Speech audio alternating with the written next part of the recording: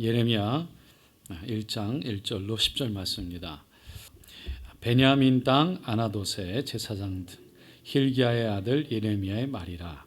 아몬의 아들 유다 왕 요시야가 다스린 지 13년에 야훼의 말씀이 예레미야에게 임하였고, 요시야의 아들 유다의 왕 여호야김 시대부터 요시야의 아들 유다의 왕 시드기야의 11년 말까지 곧 5월에 예루살렘이 사로잡혀 가기까지 임하니라.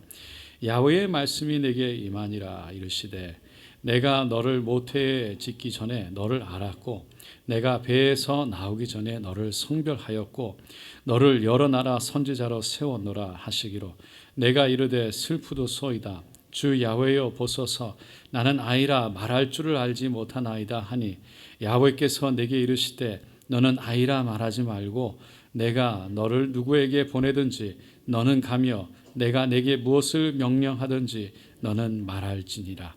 너는 그들 때문에 두려워하지 말라. 내가 너와 함께하여 너를 구원하리라. 나 야훼의 말이니라 하시고, 야훼께서 그의 손을 내밀어 그의 입에 대시며, 야훼께서 내게 이르시되 보라, 내가 내 말을 내 입에 두었노라. 보라, 내가 오늘 너를 여러 나라와 여러 왕국 위에 세워 내가 그것들을 뽑고 파괴하며 파멸하고 넘어뜨리며 건설하고 심게 하였느니라 하시니라. 아멘. 오늘 우리는 우리 이 말씀 예레미야 1장 1절로 10절 말씀 가지고 하나님께서 함께 하십니다 라는 제목을 함께 은혜를 나누고자 합니다. 우리가 예레미야서를 좀 더 잘 이해하기 위해서는 이스라엘의 역사를 잠깐 우리가 함께 살펴볼 필요가 있습니다. 우리가 잘 아는 대로 이스라엘의 첫 번째 왕은 사울 왕이었습니다. 그리고 그 다음에 세워진 왕이 다윗이었죠. 다윗 다음에 바로 다윗의 아들 솔로몬이 세워졌고, 그리고 솔로몬의 아들 르호보암이 세워졌습니다. 그때 이스라엘이 분열이 되죠. 북이스라엘과 남유다로 나뉘게 되는 겁니다. 유다 지파와 베냐민 지파만 남유다를 이루고 나머지 10지파는 북이스라엘을 이루게 되었습니다. 그래서 서로 적대관계에 있다가 북이스라엘은 결국은 죄 가운데 있다가 하나님 말씀을 듣지 않고 순종하지 않다가 이웃나라 아수르에 의해서 멸망을 당했고, 남유다도 결국은 이 마지막 왕 시드기야 왕 때 아수르를 집어삼켰던 바벨론에 의해서 멸망하게 되지요. 선지자 예레미야는 그렇게 남유다가 망하게 되는 시점인 이 오늘 본문에서 말하는 2절과 3절에서 보여주는 대로 시드기야 왕, 남유다는 이 시드기야 왕 때 종교 개혁을 시도했지요. 그때서부터 마지막 왕, 요시야 왕 때 종교 개혁을 했고, 마지막 왕 시드기야 왕 때까지 이스라엘이 이 남유다가 회개하고 돌아올 것을 촉구했던 그러한 선지자인 겁니다. 예레미야서로 돌아가 보면 예레미야서는 이 역사 또 시 그리고 전기 이런 것들이 한꺼번에 어우러져서 좀 복잡하게 쓰여진 그러한 책입니다. 그래서 어떻게 보면 좀 날짜별로 이렇게 쭉 열대별로 되어 있지도 않고 또 논리적이지도 않는 것 같이 보이기도 합니다. 하지만 예레미야서는 예루살렘의 멸망이라는 한 가지 주제를 가지고 아주 강하게 처음부터 끝까지 쭉 이어지고 있는 말씀입니다. 그러니까 하나님 말씀은 그러니까 하나님의 부르심을 입은 선지자 예레미야는 온갖 우상 숭배 그리고 온갖 여러 가지 죄악으로 말미암아서 북이스라엘이 아수르에 의해서 멸망당하는 것을 보라라는 것이에요. 그러면서 남유다도 회개하고 하나님께 돌아오지 않으면 결국은 망하게 될 것이다 라는 예언과 경고의 말씀입니다. 그러면서도 유다의 멸망만을 말하는 것이 아니라 하나님께서 언젠가 반드시 이스라엘 백성들을 다시 회복시켜서 바벨론에 잡혀갔던 포로들을 돌아오게 하실 것이라는 회복과 희망의 메시지를 함께 전하고 있습니다. 그리고 이와 같은 예언은 결국 다니엘 9장, 역대하 36장, 또 스바냐 1장에서 이스라엘이 바벨론에 있다가 결국은 돌아오게 된다는 그 고레스 왕 첫 1년째에 돌아오게 된다는 것을 그 말씀들을 통해서 확연하게 보여주고 있는 것입니다. 그렇기 때문에 예레미야가 그 당시에 예레미야서를 기록한 목적은 죄로 짓고 타락해서 하나님으로부터 멀어진 이 남유다 이스라엘 백성들을 회개하게 하고 하나님께서 진노하시기 직전이니 돌이켜서 돌아오라고 그렇게 그들을 권고하기 위함이었습니다. 하나님의 사랑과 하나님의 섭리와 하나님의 계획이 그들 가운데 있어서, 그러니 하나님의 주권이 있기 때문에 돌아올 것을 말씀하면서도 만약에 너희들이 멸망을 당한다 할지라도 하나님께서는 그 사랑으로 다시 돌이켜 돌아오게 하실 소망과 희망의 메시지를 그들에게 전해서 포기하지 않도록 하기 위함이었던 것입니다. 선지자 예레미야는 어떤 사람이었습니까? 그는 눈물의 선지자, 또 고독의 선지자라고 알려졌던 기도의 사람이었습니다. 아나돗의 제사장 힐기의 아들로 태어났다라고 말합니다. 이 예레미야가 히브리어로 보면 야훼께서 던지시다라는 뜻을 갖고 있어요. 그러니까 그 이름 그대로 하나님의 예언을, 하나님의 심판이 있다는 것을 백성들에게 던졌어요.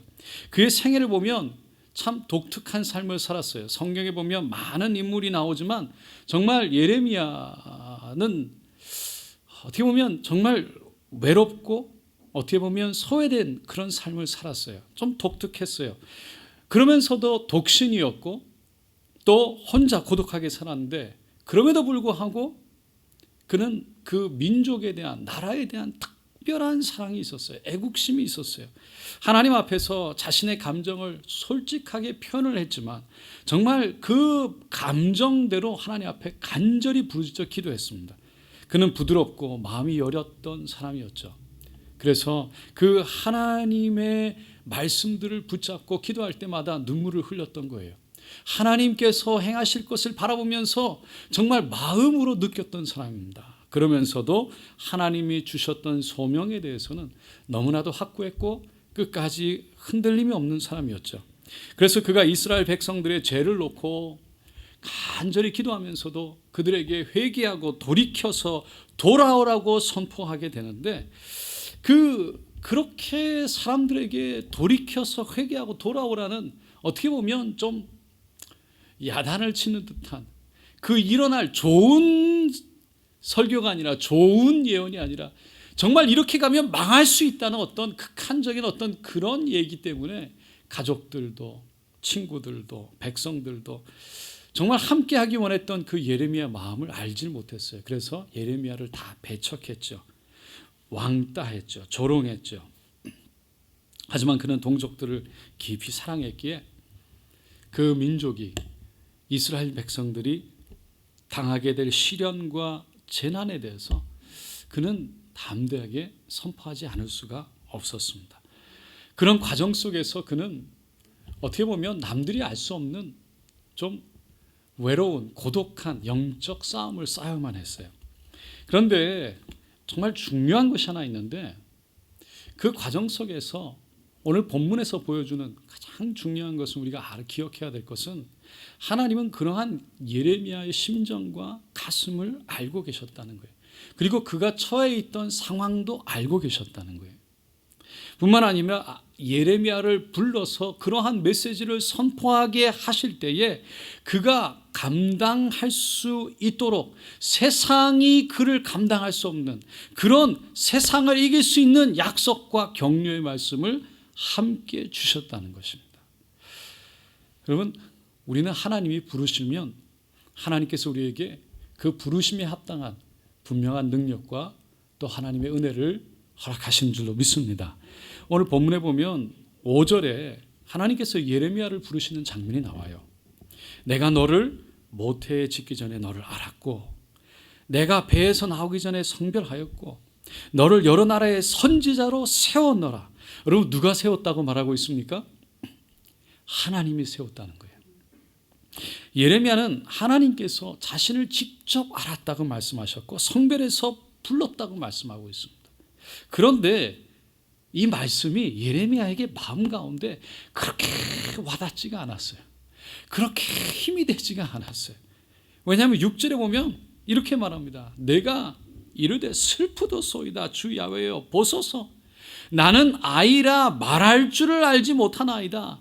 하나님이 내가 너를 알았다고 말씀하시는데, 하나님 저는 아이라서 말할 줄을 모르니까 아무리 나에게 가서 하나님의 메시지를 전하라고 해도 저는 할 수가 없어요 라고 말하고 있는 거예요. 근데 하나님이 7절과 8절에 다시 말씀합니다. 너는 아이라 말하지 말고 내가 너를 누구에게 보내든지 너는 가며 내가 내게 무엇을 명령하든지 너는 말하냐. 너는 그들 때문에 두려워하지 말라. 내가 너와 함께하여 너를 구원하리라. 나 야훼의 말이니라.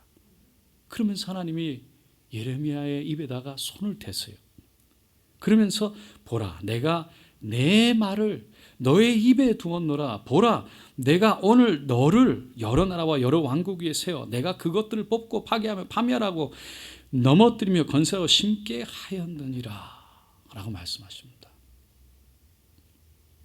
하나님은 예레미야에게 자기 자신을 돌아보지 말라고 그랬어요. 자기에게 있는 것을 보지 말라고 말씀하셨어요. 왜냐하면 내가 너와 함께하기 때문이라는 거예요. 이 말은 스스로 할 수 없는 사람으로 보지 말라는 거예요. 스스로 아이로 보지 말라는 거예요. 왜냐하면 하나님이 너를 부를 때 내가 이미 너에게 필요한 모든 것을 다 주었다라고 말씀하기 때문입니다. 그러니까 너는 할 수 없는 사람으로 보지 말고 할 수 있는 사람으로 보라는 거예요. 할렐루야. 세상을 이기고 하나님 말씀을 선포하고 하나님의 뜻을 이룰 수 있는 사람으로 보라는 거예요. 왜냐하면 하나님이 함께 하시겠다고 약속하셨기 때문에. 여러분 우리에게 하나님께서 꼭 필요한 말씀, 해야 할 말씀, 꼭 필요한 능력을 우리 입술에 또 우리의 가슴에 넣어주신 줄로 믿습니다. 근데 우리가 이 예레미야의 모습을 보면서 오늘날 우리의 모습을 보지 않습니까? 저의 모습도 늘 보이는 것 같아요.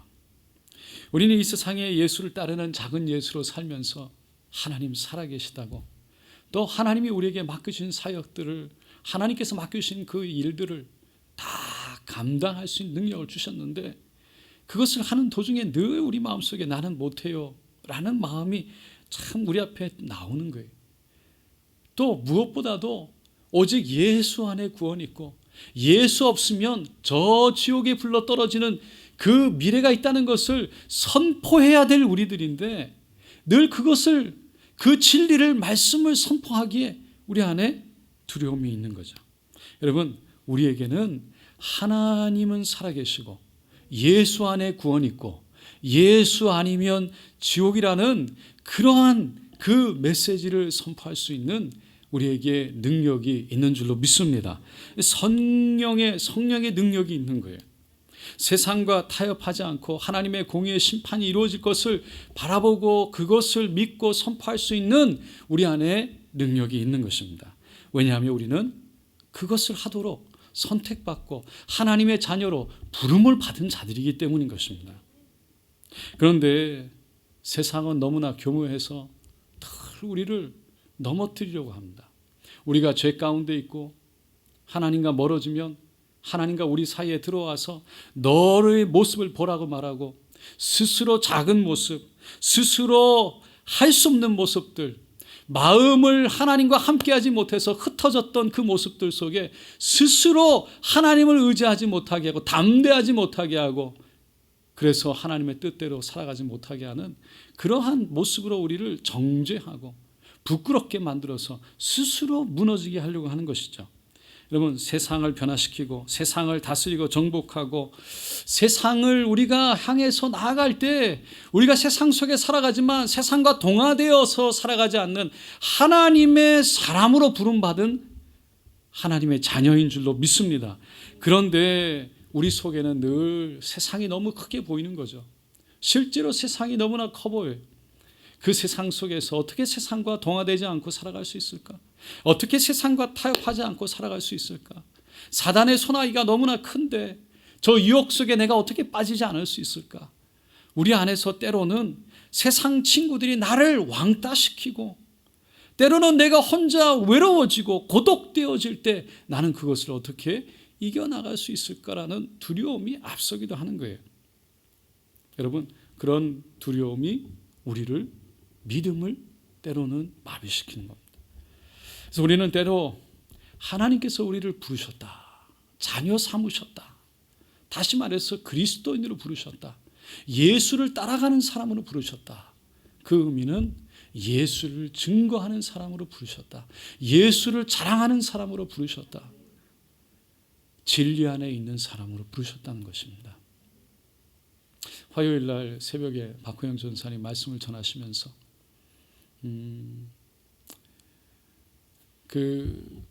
왜 우리를 하나님께서 생명을 주셔서 우리를 살려주셨을까라는 질문을 하시는데, 누가복음 1장에 나오는 침례 요한의 말씀을 통해서 하나님께서 침례 요한을 부르신 목적이 있는데, 그것이 주의 길을 걷게 하라, 그것을 선포하는, 광야에 외치는 소리가 되도록 부르셨다. 그래서 그 말씀을 하시는데 저에게 너무 찔림이 왔어요. 은혜가 됐어요. 그렇지, 나는 그저 소리 있지, 그냥 소리야. 나는 외치는 소리야. 하나님께서 나에게 지금 생명을 오늘 데려가실 수도 있고 내일 데려가실 수도 있는데, 나에게 생명을 붙여주신, 남겨주신, 지금 하루를 살게 하신 목적이 어디 있을까? 그걸 질문해 보면 예수를 부름을 받아 살아가는 우리들은 다른 것 없고 하나님의 영광을 위해서, 복음을 선포하기 위해서 있다는 것이죠. 그 생각해 보니까 참 마음에 깊은 감동이 있었습니다. 여러분, 우리가 하나님께서 그렇게 이 땅에 살아가면서 내가 어떻게, 지금 살아가는 것도 바쁘고 일하는 것도 바쁘고 지금 내가 하고 있는 것도 바쁘고 다, 그런데 어떻게 저 사람들에게, 예수를 모르는 사람들에게 관계가 깨질 것 같은 두려움 속에 어떻게 예수를 전할 수 있을까, 어떻게 예수를 자랑할 수 있을까라는 생각이 들지만, 하나님께서는 우리에게 내가 너를 불렀으니 내가 너와 함께 하겠다, 그리고 예레미야에게 주셨던 두려워하지 말라는 말씀이 오늘 우리에게도 주시는 말씀인 줄로 믿습니다. 여러분, 우리가 이렇게 세상에 살아가면서 정말 필요한 것은 무엇일까 생각해 봅니다. 정말 필요한 것은 무엇일까? 예레미야에게 하나님 말씀을 선포하는데 정말 필요한 것은 무엇이었을까요? 하나님께서 그 가장 필요한 것을 주셨어요. 내가 너와 함께 하겠다. 여러분, 하나님이 함께 하시면 되는 줄로 믿습니다. 하나님이 함께 하신다는 얘기는 하나님이 인도하신다는 얘기예요. 하나님이 보여주신다는 얘기예요. 하나님이 길을 내어주신다는 얘기예요. 그래서 그 길을 가면 되는 거예요. 할렐루야. 우리의 뜻대로, 우리의 생각대로 되는 것이 아니라 하나님이 책임져 주셔서 하나님이 길을 열어주신 대로 가면 하나님께서 이루어 주실 줄로 믿습니다. 무엇을요? 하나님의 뜻을. 하나님의 뜻이 이루어지면 되는 줄로 믿습니다. 오늘 예레미야서를 이렇게 쭉 읽으면서 저에게 기억나는 말씀이 있습니다. 출애굽기 3장 말씀입니다. 모세가 떨기나무 불꽃 가운데 하나님의 음성을 듣고 신발을 벗게 되죠. 바로 왕의 그 밑에서 이스라엘 백성들이 430년 동안 그렇게 고통 속에 그렇게 하나님 앞에 기도하며 버텨왔는데 때가 됐어요. 그래서 하나님이 모세를 불렀던 겁니다. 그런데 모세는 하나님께서 모세에게 바로에게 가라고 말씀하셨을 때 가장 먼저 했던 말이 뭐냐면, 주님, 내가 누구기에 바로에게 합니까? 내가 누구기에? 라고 말을 합니다. 내가 누구기에? 그러니까 모세는 40년 동안 광야에서, 미디안 광야에서 있으면서 늘 자기 자신을 봤어요. 나는 아무런 가진 것도 없고, 내가 옛날에 왕자였을 때는 다 능력과 권세와 힘이 있었고 지혜가 있었지만 이제는 나이도 들어서 80이어서 아무것도 없는 내가 누구이기에 애굽에서 이스라엘 백성을 건져내리까? 라고 말을 합니다. 그때 하나님이 뭐라고 그러십니까? 내가 반드시 너와 함께 있으리라. 그런데도 그 말씀이 위로가, 격려가 힘이 되지 않았어요. 모세는 다시 얘기합니다. 내가 이스라엘 조상에게 가서 이르기를, 너희의 조상 하나님이 내게 묻기를, 내가 그들에게 가면 너희의 조상 하나님의 이름이, 그 너에게 말씀하신 그 하나님의 이름이 무엇이냐, 그가 누구냐고 물으면 내가 무엇이라고 대답해야 되겠습니까? 그러니까 내가 가기는 가겠는데 가서 얘기를 했을 때 그 이스라엘 백성들이 너가 말하는 그 하나님의 이름이 누구냐, 그 하나님이 누구냐라고 물으면 내가 뭐라고 얘기해야 됩니까? 나는 할 얘기가 없어요 라는 얘기예요. 그때 하나님이 얘기해 주시죠. 나는 스스로 있는 자다. 내가 야훼 하나님, 나는 스스로 있는 자다라고 말하는 거예요. 그러나 그들이 나를 믿지 않을 겁니다. 내가 그렇게 얘기해도 그들은 나를 믿지 않을 거예요. 내 말을 듣지 아니하고 야훼께서 나타나지 않았다고 말할 거예요. 나를 신뢰하지 않을 거예요. 나에게는 그들을 신뢰하게 할 수 있는, 그들을 마음을 돌이키게 할 수 있는 그런 능력이 없어요 라고 말한 거예요. 그러니까 하나님이 그렇게 말하는 모세에게 너 지금 손에 갖고 있는 건 무엇이니? 지팡이인데 던져라. 던지니까 뱀이 되고, 꼬리를 잡아라. 잡으니까 다시 지팡이가 되고, 손을 품에 집어넣었다가 꺼내니까 문둥병이 일어났고, 다시 집어넣었다가 꺼내니까 깨끗하게 취업받았어요. 말을 해도 이해를 못하고 하나님이 함께하고 나는 스스로 있는 자고 내가 너에게 말한 것을 너는 가서 얘기하면 되는데 왜? 라는 하나님의 음성 가운데 실제로 증거를 보여주신 거예요. 이해하지 못하니까. 그런데 모세는 다시 얘기합니다. 네 번째로, 주여 나는 원래 말을 잘하지 못하는 사람입니다. 내가 입이 뻣뻣하고 혀가 둔한 자입니다. 지금 모세는 계속 자기 자신을 보고 있어요. 예레미야처럼 나는 아이입니다. 나는 할 수 없습니다. 나는 아무것도 없습니다. 근데 하나님 뭐라고 그러십니까? 누가 입술을 지었느냐? 누가 혀를 누가 눈을 지었느냐? 누가 너를 보내느냐라고 물으신 거예요. 나 야훼가 아니냐? 근데 모세가 마지막으로 주여 보낼 만한 자를 보내소서. 저는 절대 못합니다. 그때 하나님이 모세 형 아론을 붙여주시죠. 말 잘하는 아론을 통해서 하나님이 역사하십니다. 여러분, 우리도 우리 마음 가운데 하나님을 위해서 우리가 살겠다고 고백을 하고 하나님과 동행을 하는 삶인데, 하나님의 부르심을 받고 하나님의 자녀로 살고 하나님의 인도함을 받아서 하나님 살아계심을 증거하며 사는 삶으로 우리를 부르셨는데, 정말 우리가 그렇게 살 수 있는 힘이 어디 있냐고 혹시 우리 자신을 바라보면서 내가를 외치고 있지는 않는지. 나에게는 힘이 없습니다. 하나님도 아십니다. 하나님도 아세요. 우리에게 힘이 있는 것이 아닙니다. 하나님께서 우리와 함께 하신 줄로 믿습니다. 하나님이 우리에게 능력을 주실 줄로 믿습니다. 여러분, 은사라는 것은요, 필요한 사람한테 주는 거예요. 하나님이 그냥 필요 없는 사람에게 주지 않아요. 은사는 하나님의 사역, 하나님의 일을 해야 되는 사람에게 주는 것이지 하나님의 일을 하지 않는 사람에게 주지 않아요. 그런 의미에서 우리에게 하나님의 은사가 필요하다면, 하나님의 믿음이 필요하다면, 정말 믿음이 필요한 우리들에게 하나님은 그 믿음을, 필요한 믿음을 주신다는 겁니다. 다시 말해서 우리에게 그런 믿음이 필요한 간절함이 있느냐는 거죠. 그런 능력을 필요로 하는 간절함이 있느냐는 거죠. 정말 성령님이 우리에게 필요합니까? 우리 힘으로 다 할 수 있습니까? 우리의 힘으로 할 수 있다면 우리는 하나님 앞에 구할 필요도 없고 어쩌면 구하지도 않을 거예요. 그런데 정말 하나님이 나와 함께 하신다는 믿음이 있으면 우리는 감당할 수 있는 줄로 믿습니다. 이것을 위해서 우리는 기도해야 되는 거예요. 마른 막대기 같아도 그 막대기에 불을 지피면 하나님이 다시 그것을 들고 밝게 세상을 밝히실 줄로 믿습니다. 사랑하는 성도 여러분, 우리가 하나님을 신뢰하고 이 세상에서 하나님의 자녀로 그럼에도 불구하고 살아갈 수 있는 것은 하나님께서 우리와 함께 하시기 때문입니다. 그리고 하나님이 우리를 부르셨기 때문인 줄로 믿습니다. 오늘 이 자리에 함께 하시는 우리 하나님의 사람들, 주님 앞에 더 가까이 나가기를 원하는, 주님께 쓰임 받기를 원하는, 정말 주님께 쓰임 받기를 원해서 건강과 지혜와 능력과 권세와 성령의 충만과 성령의 기름 부으심을 간절히 사모하는 우리들에게 하나님의 은혜가 응답이 그대로 이루어지게 되시기를 예수님의 이름으로 축원드립니다.